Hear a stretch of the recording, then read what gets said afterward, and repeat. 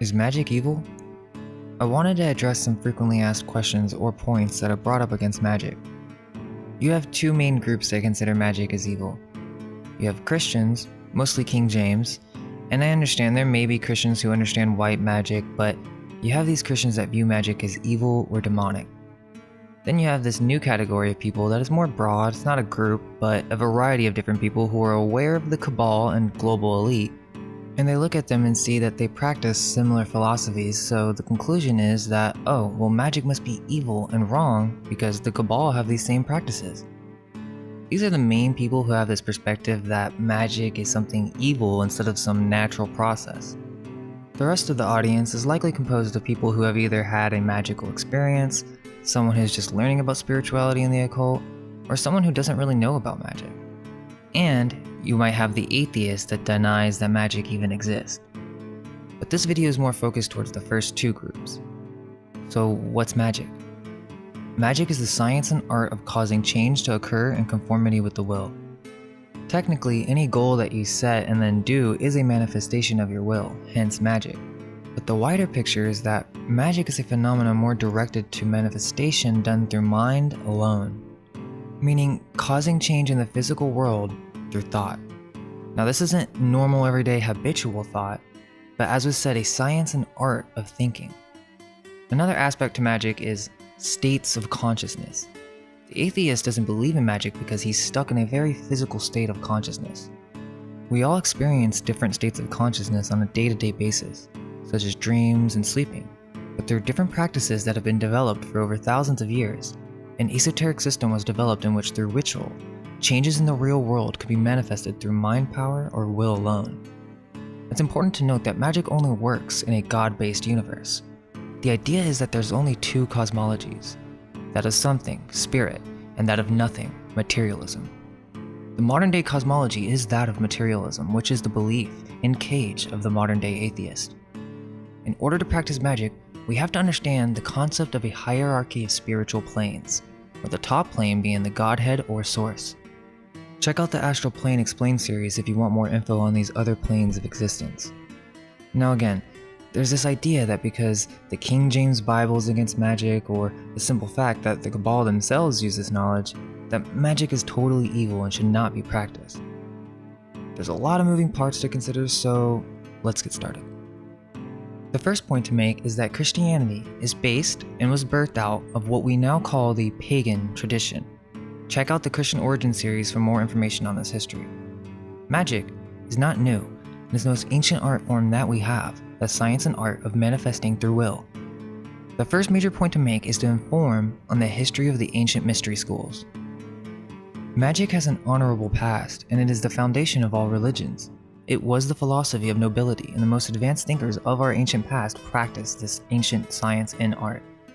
It's difficult to summarize, but let's do a quick overview of how the tradition of magic came to be. Now remember, we are in the cosmology of something, or spiritual planes, so this isn't the history that we're taught in school, such as floating rocks in space and evolution. In the cosmology of spiritual planes, we have slowly de-evolved from our original God state into the current physical state we are currently experiencing. The reflection and the creation of base attributes of being, the zodiac, the planetary sephiroths that are the archetypal forces of our universe, slowly started to mix and flow.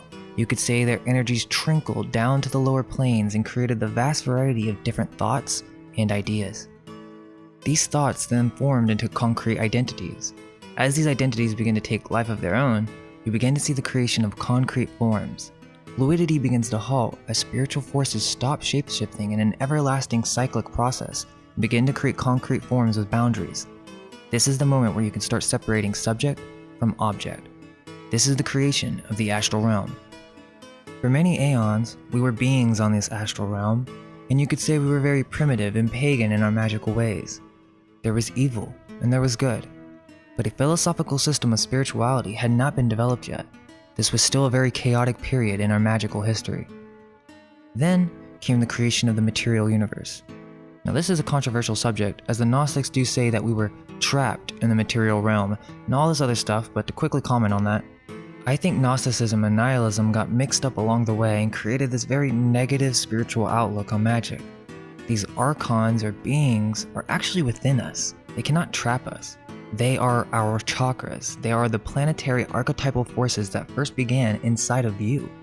They are simply different attributes of yourself, or of your God self. I suspect that Gnosticism came after the Church of Iessa, so that's the next big point to make. Many of us are aware of Atlantis. Atlantis was a civilization that was semi-physical, semi-astral. You might as well say that they were on the astral plane because they were a nation of magicians with magical technology. After the destruction of Atlantis came the Church of Iessa, where we begin to see the beginning of pagan philosophies from Atlantis be turned into the first world religion. Now Atlantis wasn't necessarily pagan, but their system of astrotheology and magic did not yet have philosophical virtues. That's what brought down Atlantis. It's that there were many evil magicians who had taken advantage of the Golden Age. Not everybody who used magic was evil, but the power became unbalanced, and so the next cycle began. Quick note, it seems every time there's a fluctuation of spiritual consciousness or awareness, it's as if this is followed by some event to restart the system, as if this causes some type of collective overload. Now, after Atlantis, the world needed to be rebuilt, and the first notable civilization to do this is the Church of Iessa. Not too much is known about this church because it's been renamed and suppressed by presumably the Jesuit Catholics. This was done during the Roman Wars when they were trying to remove the Druids as a threat. From Connor McDarry, quote, "It was the idea held by the leaders of the Roman Church and State, they were practically one, that all power should be centralized in the head of the Church, who was also Emperor of the State, and any and all religious institutions which in any way conflicted with this ideal were to be done away with. For this reason, the mystery cults were suppressed and initiation into the ancient or esoteric mysteries were forbidden, so that no religious establishment, worship, or practice would exist which would draw and hold men to it other than the Roman State Church. And besides, as the study and preparation necessary for those who were selected for initiation into the higher mysteries was such as to develop a highly philosophic and spiritual state of mind. Such study and preparation did not comport with the object which the church rulers had in view. Such minds would not yield adherence to a mere political and idolatrous church whose doctrines were, in the main, intended for the uninstructed multitude. Such minds could not be dominated by a political or mercenary priesthood. They were enlightened men and they stood in the way of the church project. Therefore, the institutions which produced such men were to be suppressed."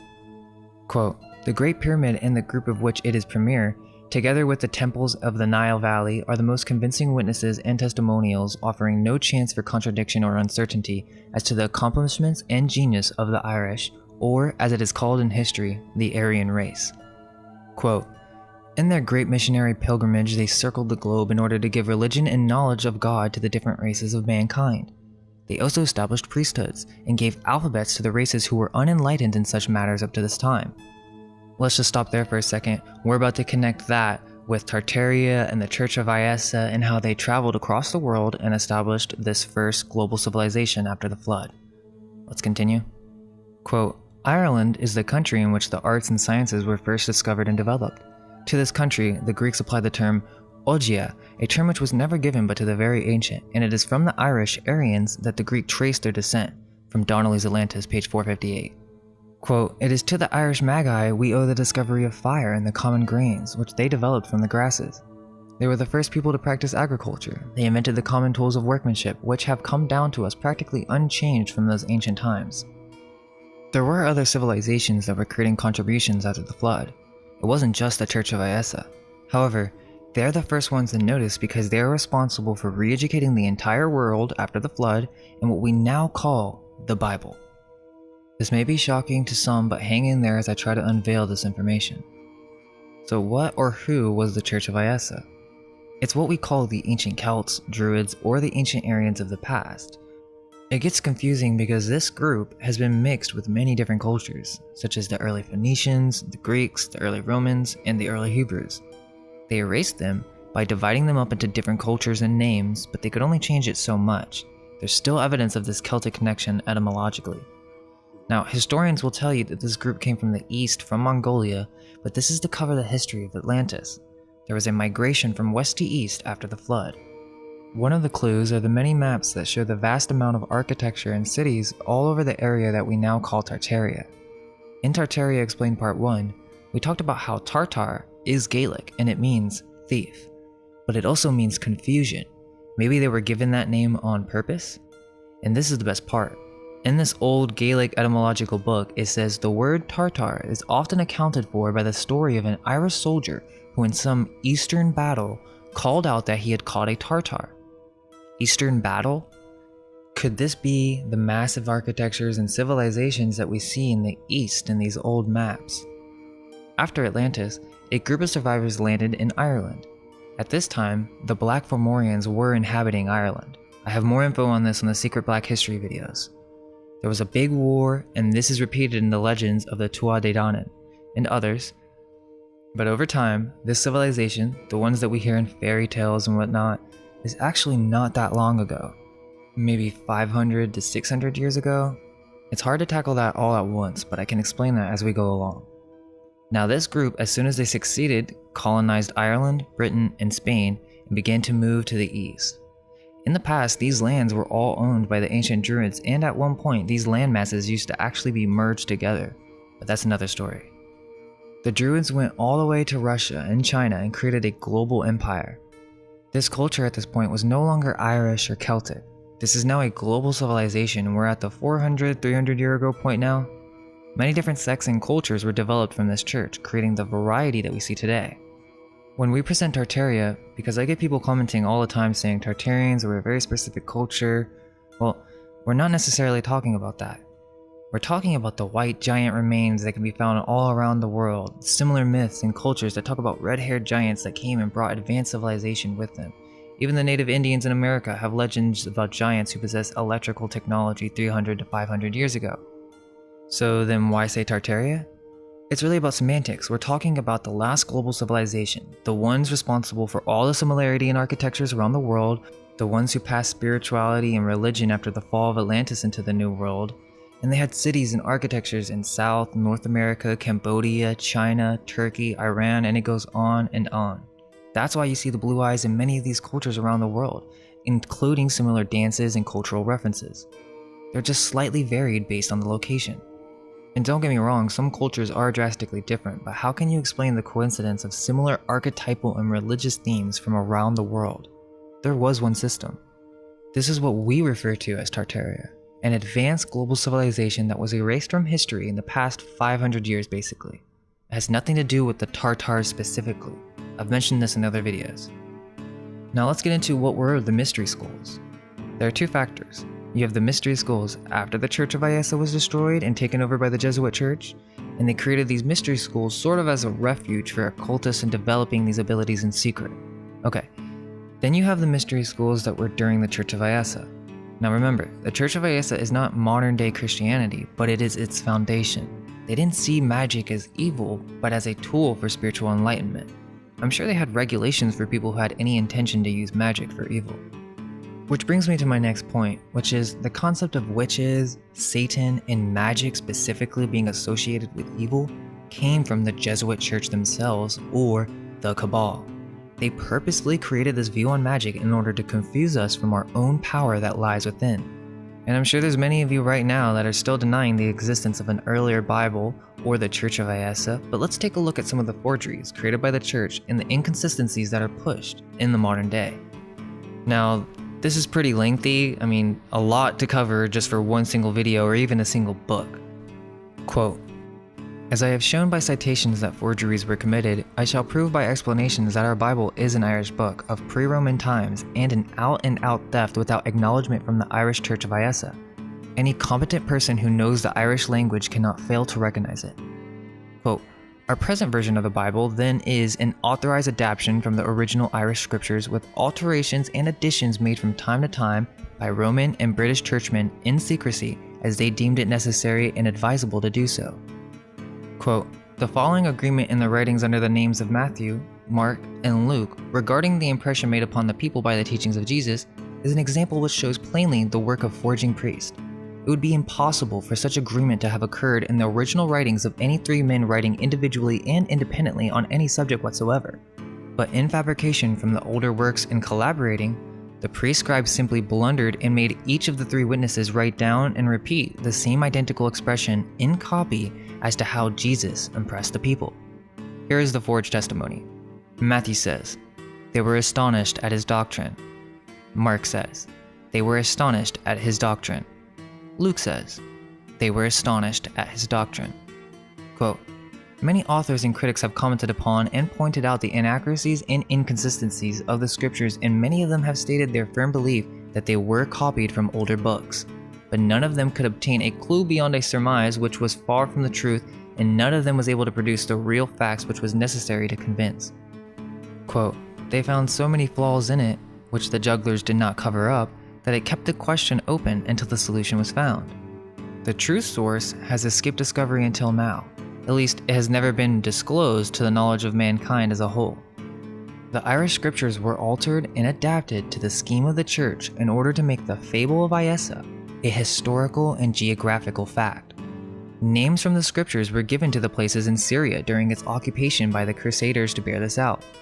It also suited the purpose of British statecraft to obscure and suppress all evidence of the greatness and culture of the Irish nation, than whom no people in the world's history have reached greater heights both spiritually and intellectually, nor have suffered greater injustice at the hands of priestly impostors or political oppressors."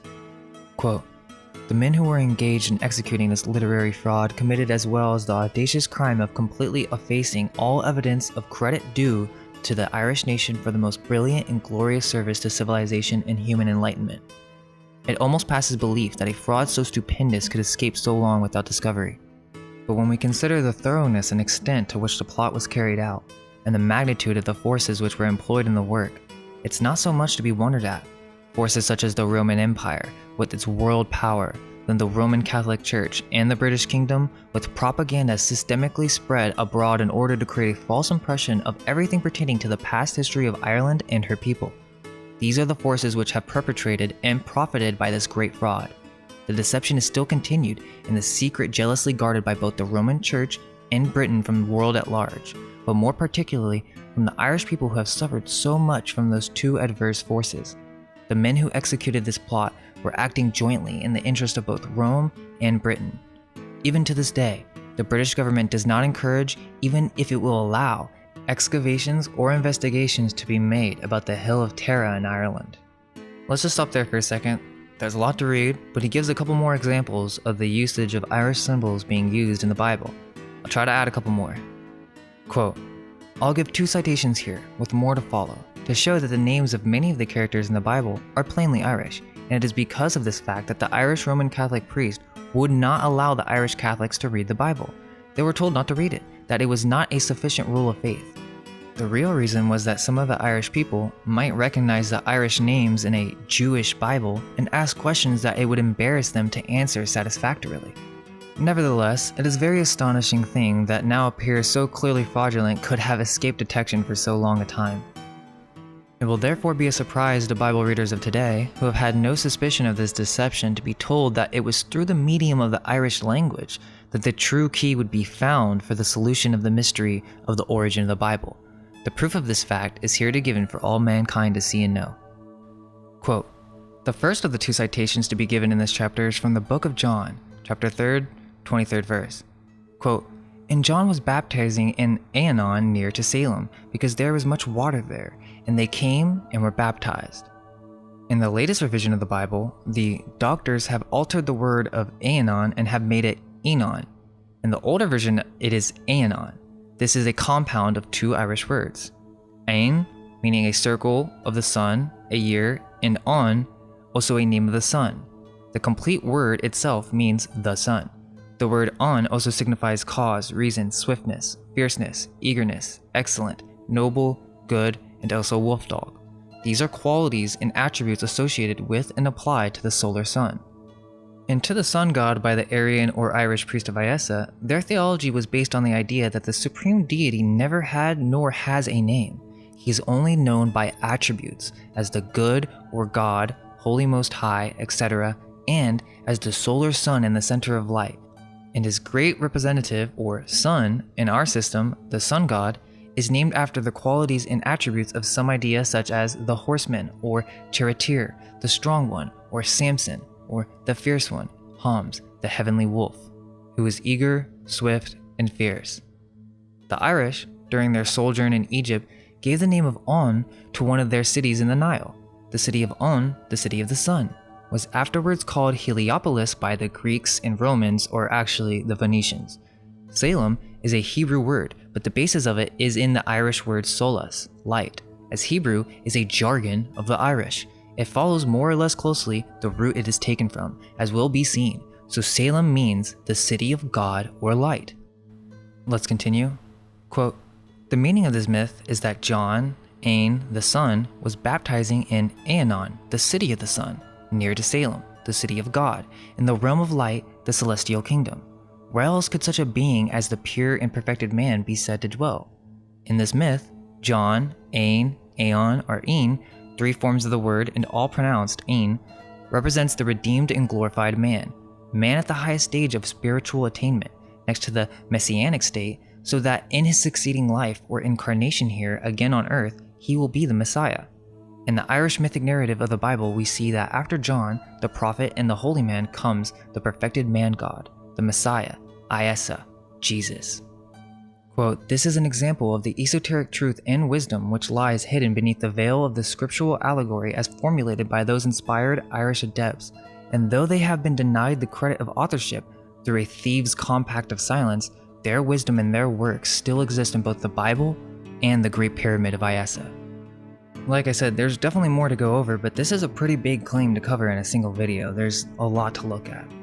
But most of the confusion lies in that when the Jesuits took over the church, they added 1,000 years to our history, renamed many ancient historians, forged manuscripts, and changed the dating of everything to give this illusion that Rome was in power for 1,000 years longer than it really was. So the major point to take from this is that in the last 1,000 years, there was a major global civilization that made architectures around the world, and they didn't fall until about 200 to 300 years ago, maybe even more recent. A second cataclysm happened, not the flood, but something that caused this civilization to be destroyed. Then, the Jesuit Catholic Church came in, took this knowledge, rewrote history, converted the system to their own system, and left out any ability for someone to gain this power through their own accord. They must reach God through the church. It wasn't like this in the Church of Iesa. Okay, so now we move on to King James. So supposedly he had a vision or whatever and was destined to create this English translation. This is still the same Jesuit system, but converted into a more Shakespearean presentation. Now there are multiple things to address. The first is the extreme likelihood, if not fact, that Francis Bacon was the main editor of the King James Bible. Notice how I didn't say create the Bible. I got a lot of comments on the Christian Origins series saying, oh, the Bible's far older than King James or Francis Bacon. Obviously, I'm stating that not only was he the main editor for the Bible, but was also Shakespeare. Francis was also the writer of the New Atlantis, where he imagined a technocratic, scientifically run society. He was an occultist that hid secret Rosicrucian symbols within the Bible. The goal was to establish the church as a method for collecting all the esoterically inclined individuals, or those with connection to spirit, and put them in a mind trap in which they prayed to an unknown God and could only reach that metaphysical power through the church. They took the philosophy and virtues of ancient knowledge and integrated it into a powerful ritual of spiritual tyranny. Now let's slow down there. That doesn't mean there isn't truth in the Bible, and that also doesn't mean that Jesus or a Jesus-type figure didn't exist, okay? So let's bring up the Church of Iesa again. Remember, this was the original church. These old Tartarian churches from around the world are from these people. They were not originally designed to be praying centers where demons would suck your spiritual energy, but they were originally designed as sacred geometrical healing centers that would charge the aether body of man. There's also this idea that they used these churches as spiritual transport systems in which they could rematerialize their bodies in different locations. I've talked about how this society didn't eat meat and or food at all, since all these cities do not have proper sewer systems in their founding. The reason is because this civilization was on a different wave of spiritual consciousness and technology. Over time, other nations formed independent of this church and began plotting its demise. We see this come out of Rome with the Jesuits after they take over the world through some unfortunate circumstances, whether it be cataclysm or the sun disappearing, or even some type of plasma apocalypse. You have the early Tartarian Age and the fall of Tartaria. The fall of the Tartarian Age is within the last 600 to 300 years, where there were many changes that took place. In the 1700s, California was an island on many maps. There's no possible way that this could be just an error if the history they tell us is true. There's also countless problems for the founding of many cities that many channels have covered the inconsistencies and pointed out that there's many things that don't really make sense. At some point, there was a steampunk type age in Europe and America, where aether-free energy technology was being used. This is not necessarily the technology of Tartaria, but after these empty cities of Tartaria were being filled, they began finding ancient advanced technology from the Church of Iessa. They found them in the churches, train stations, and are now called government buildings. These were re-engineered to develop many of the technologies that we use today. There were still leftover nations of Tartaria in this age, and it wasn't until 1812 that they had been fully conquered. Now, early Tartaria is within the last 1,000 years. This is at its prime. We hear about this in many of the myths around the world, where teachers came and taught the arts and sciences and fundamentals of civilization. They established their spiritual priesthood around the world. And look, I'm not really one of those zeitgeist guys, that brings up astrotheology and just says, Jesus never existed. I think he could have possibly been a druid. But this is ultimately the story of a spiritual helper who existed during this time of cataclysm to come and help others who were unaware of their spiritual power from within. Fomenko, which if you haven't heard of his work, suggests a completely different chronology than our modern timeline. He suggests that the dates for the Old Testament are actually of a much more recent time, and it is the New Testament that is actually of a more ancient origin. Maybe it's possible that Francis Bacon and other Jesuit occultists of the New World decided to create the Bible in such a cryptic and spiritually influencing spell that would ban humans from using magic or pursuing spiritual enlightenment for themselves. Maybe they thought that this was the best way to protect humanity from another cataclysm. As I mentioned with Francis Bacon's book, The New Atlantis, they wanted to create a scientifically run society or tyranny that will be the New Atlantis. It won't fall and fail like the last one. Was that the goal? Well, how would they accomplish that? Well, they would just completely remove magic from the picture. Yeah, but we can't just take it away. It's not something physical. It's a natural right and process of reality. You have to relabel it and give another solution. The solution was, all you have to do is believe in Jesus and you will be spiritually saved. Don't go through the work and training of mind that is required to go through such an ancient, sacred tradition of understanding and knowing God.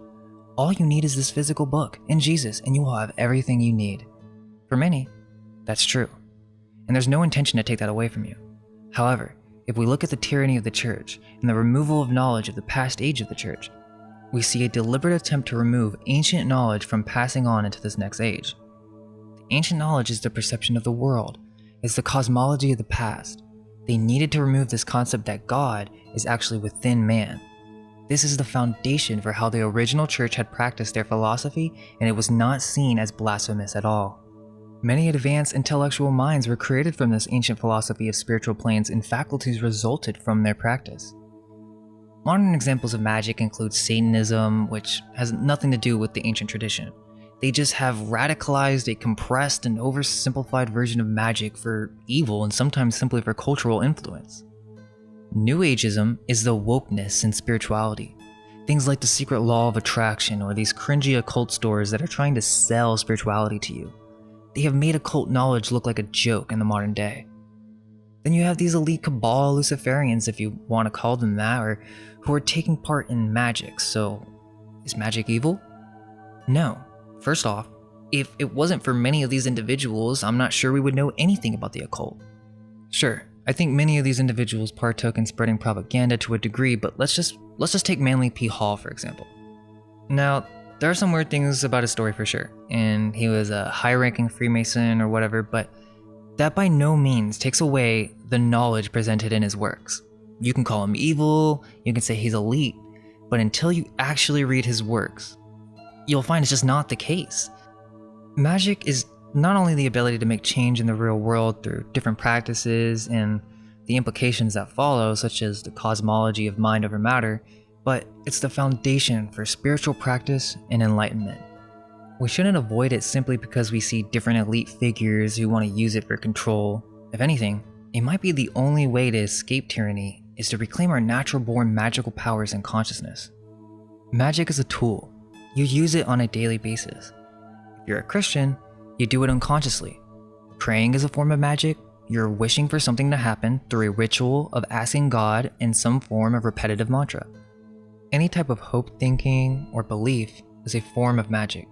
Speaking in tongues, baptism, candle lighting, the Eucharist, bell ringings are just some examples of Christian magic. Magic also includes the realm of natural magic, sprites, nature forces, fairies, as above, so below. These are natural foundations for the way our reality works. You can't just take that away, and you can't just claim it's evil. So, why would you want to do magic? Well, if you're asking that, you must mean consciously, as it's a part of the way this realm works, and it's a natural process within our consciousness. Why would you want to do conscious magic? To develop faculties for more inner awareness, spiritual astral journeys during dreaming, intuition, guidance, knowledge, and/or developing the self and influencing creativity. It is the influence of the genius. Hopefully soon we can change our perspective on magic to preserve it for generations to come. Assist in this process by liking, subscribing, maybe even tell a friend. And all we can hope is that our minds may be unveiled. Let go of everything you think to be true. Relax the mind and ask the question, do I truly understand what this reality is?